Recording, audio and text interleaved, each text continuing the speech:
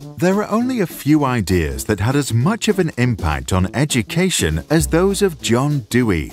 To understand his ideas, let's imagine Dewey reappears in the modern world with the mission to implement his theories in a conservative school. Dewey championed learning by doing, also known as experiential learning. He observed that children learn better when they are actively engaged because they are immersed in the present and not a distant future, such as final exams. In biology, students don't read books, but instead grow plants, harvest fruits, and then feed them to snails to see what happens. Sometimes things work out, sometimes accidents happen. Whatever the outcome, the students take notes of their observations and form rich, memorable experiences. At the end of each class, they summarize their learning and turn to discussions.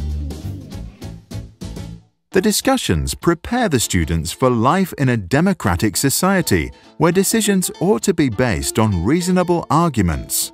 Through the debates, the children learn to formulate their own ideas, convince others, and learn to see the world from a different point of view.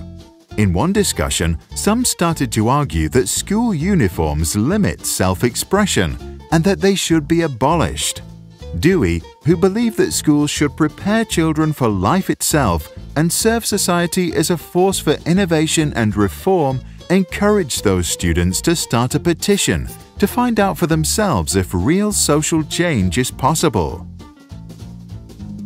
Classes are interactive because Dewey believes that interaction with the environment is essential for the learning process, since education is an experience that is subject to constant change.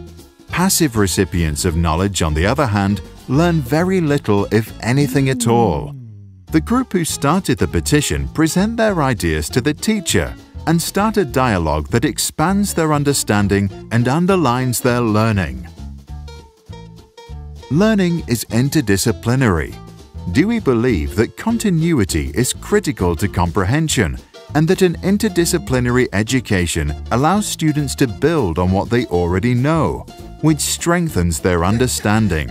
What they observed in biology is being calculated in math, written about in English, and put into images through the arts. This provides the students the opportunity to learn how things are connected. To the brain, this process is more effective because it can link new knowledge with previous experiences and build stronger mental models. Dewey believed that when societies calculate the price of education, they shouldn't only look at the cost of school buildings, teachers' salaries, and other resources. They should also consider the costs of all the hours input by the children. Because the children are the future of our society and human progress, their time in class ought not to be wasted.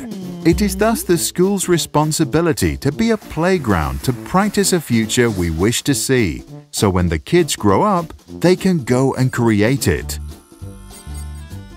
About education, Dewey famously said, "It's not a preparation for life, education is life itself." The group that sought dress code reform gained a deeper knowledge about the topic and were able to develop good arguments. They printed their demands on banners and tracts and discussed their ideas with everyone until the day the majority of students and teachers had signed their petition. Eventually, the petition was presented to the principal and a new school rule was passed.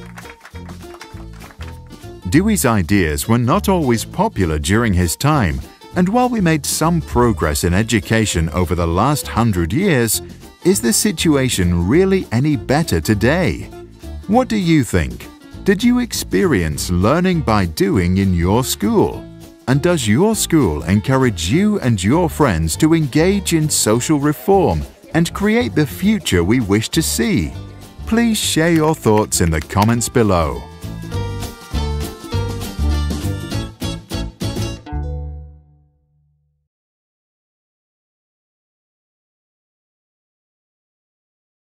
Sprouts videos are published under the Creative Commons license. That means our videos are free and anyone can download, edit, and play them for personal use.